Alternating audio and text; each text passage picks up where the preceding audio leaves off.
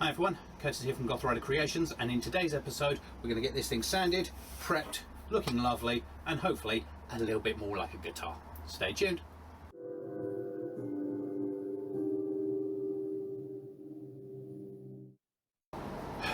So today is the day I've been dreading. It is the least fun and the least photogenic job that you can do. Well, pretty much any of these things really. And that's the sanding. Now, a little bit of what I've done off camera. The tops are now secured to the guitar, so it is now one piece finally. I did sort out the jack hole off camera because that was just sitting with Dremel tediously. Little bit, test, little bit, test, little bit, you didn't need to see that. I've also carved out the recesses on the other side of the pig holes. That's the word. So, yeah, so as you can see, we've got jack hole, and this is now a little bit more over here. So, that is now solid. I have bathed the thing in super glue because obviously I wanted to make sure that nothing was going to rise up when I start sanding it. So, first job will be to get the top flat. It has cupped a little bit from the sides. Obviously where I've added all these extra layers, you know, something was going to bow. So I will get the random orbital out, get all of that flattened off and nice, and then we can start work on the neck.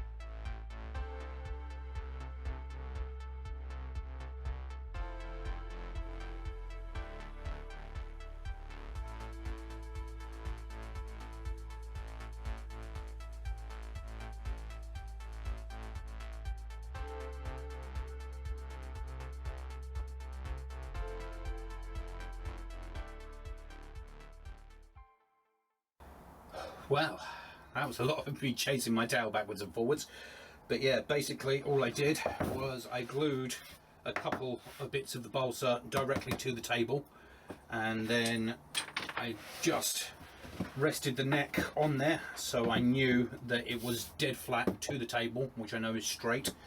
And then, well, yeah, I just sanded the living hell out of this thing. Now I've probably taken a good mil, maybe mil and a half out of this centre section that had bubbled, and I just kept chasing my tail and chasing my tail, not working out what was wrong, until I then started adjusting the truss rods, and then suddenly, that's the problem. So yeah, having never adjusted one before, I didn't know which way it was going, so I kept tightening and tightening and tightening, going, nothing's happening, try the other way, it's fine. So now we have got the tiniest little fall away at the back edge, but there is no gap now anywhere. So other than maybe, I don't know, an eighth of a mil at the end, maybe a quarter at most, but that end's going to need to fall away anyway, so I'm calling that happy. So after all of that, this neck I am now calling straight. So we're going to leave that for now, and we're going to get on with shaping the rest of it. So rasp time.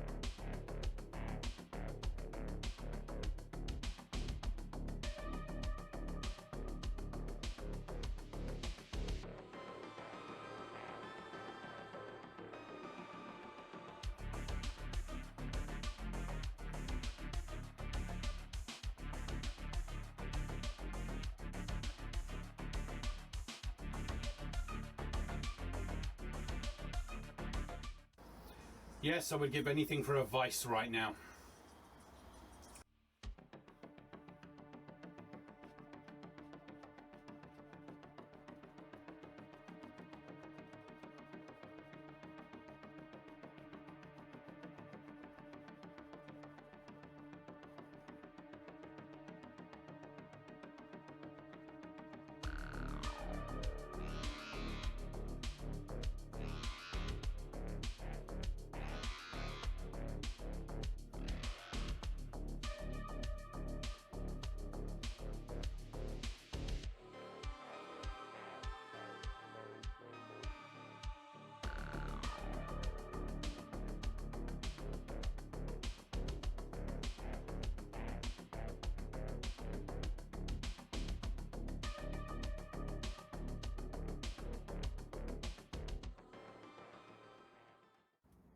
Wave to the camera if you like.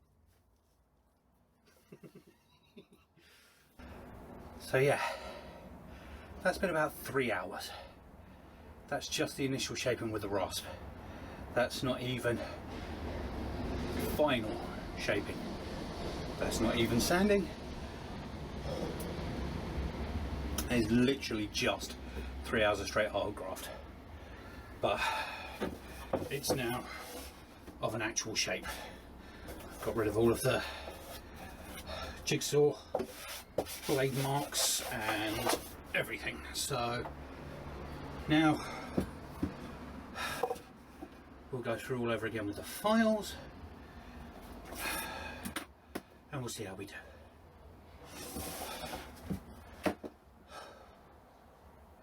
Hand tool bills suck.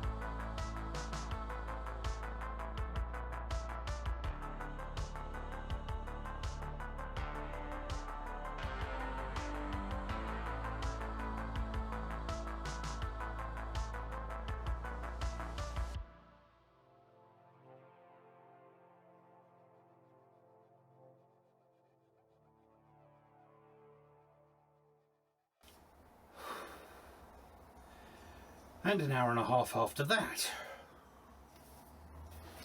But now we have it pretty much shaped and ready to go. Haven't sanded the back yet, that'll be the next job. But we are now much cleaner than we were. Now I did get a little bit of tear out around the top edges, which I kind of expected with how soft the wood is. I hadn't planned on doing a round over, but I might have to. I'm going to try the super glue and sawdust, but it might not take, so I might end up just having to do a round over. So we shall see. Next job, let's get the random orbital back out and give this one last going over, and then yeah, I think that'll do.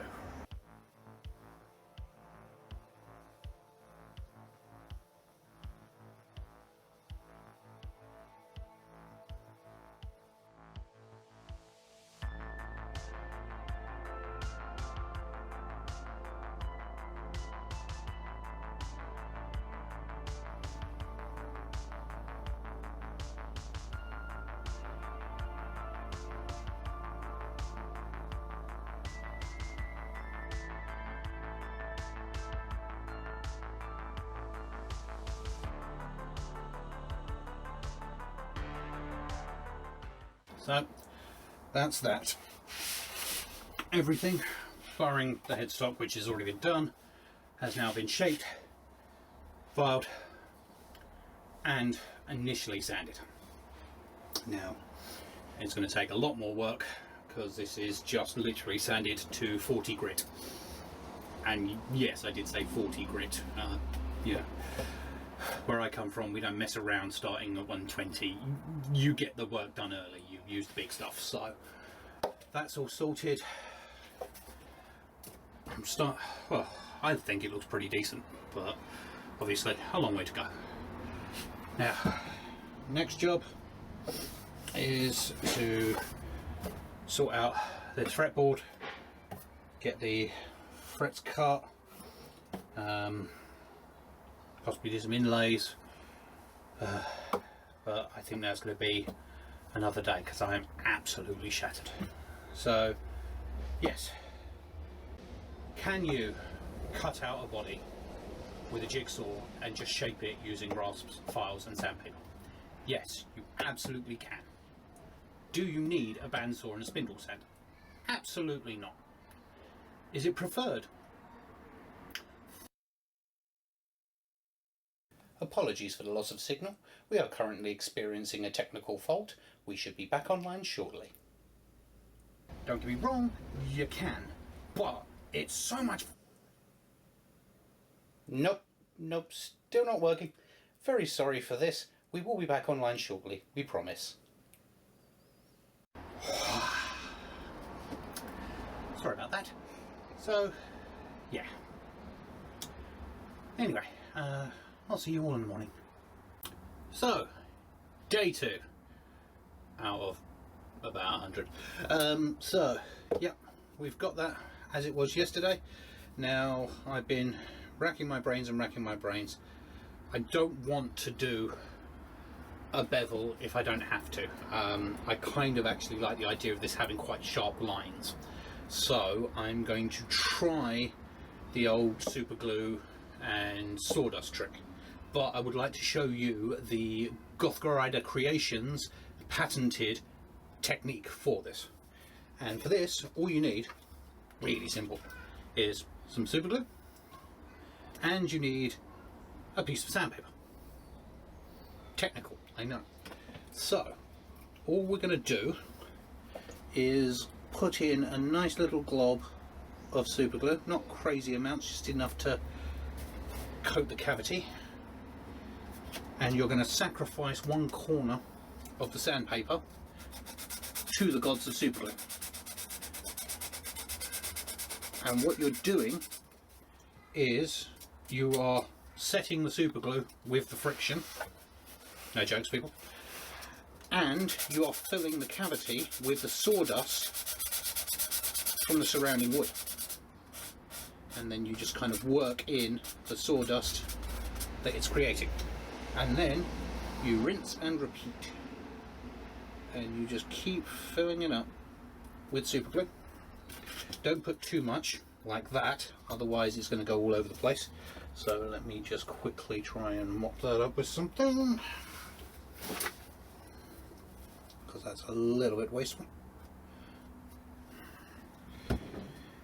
And then you just literally use that little corner initially just to set the super glue, and then go to normal corner and sand until you can't see any of the residue around the edge.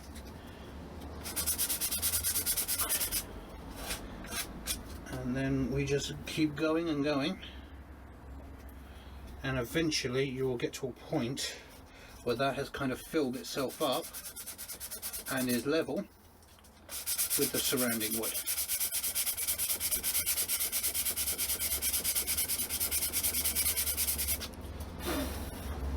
And there you have it. That is now sealed and good.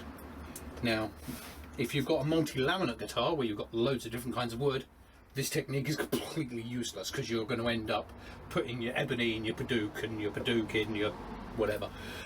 So yeah, for that side of things it is pretty useless. But to be fair, if you're using those kind of exotic woods, you're not going to be filling it up with super glue anyway, so you know, you'd probably be a little bit more careful. But this allows you well, I see so many people worrying about where to get ebony dust and all these different things. It's like, well, if you've got ebony fretboard and you're going to be sanding it anyway, you collect your sawdust. If you don't have that option, then if you've got a little dink in your fretboard, this is an easier way to do it. So I figured, being the new boy, I don't get to show people that many techniques. So this is, I don't know if it's a poor man's French polishing technique that I've heard over the years, but it has done me wonders over time.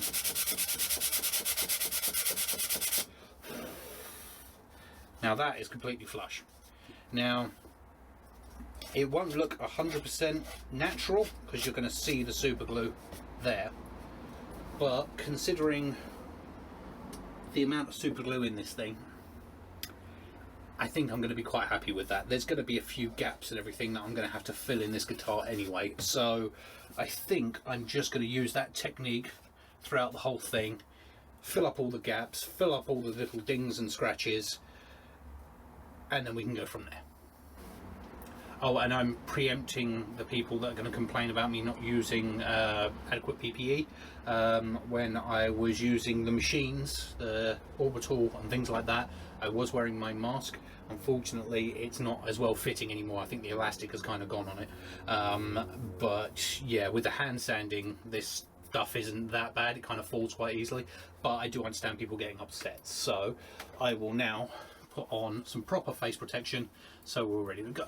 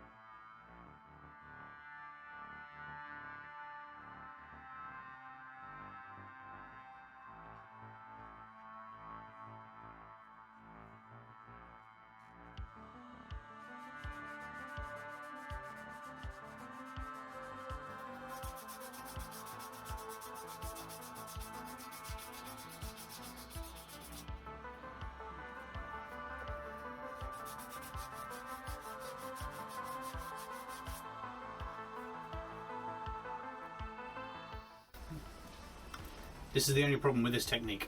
You tend to get a little bit attached to your sandpaper.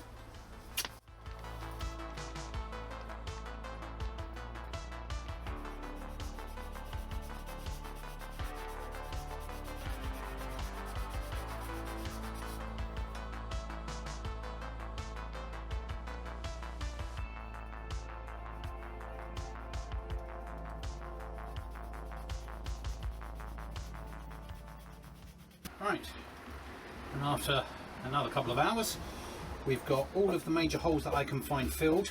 I might need to do a few more once I've done a bit more sanding because, you know, something might pop up.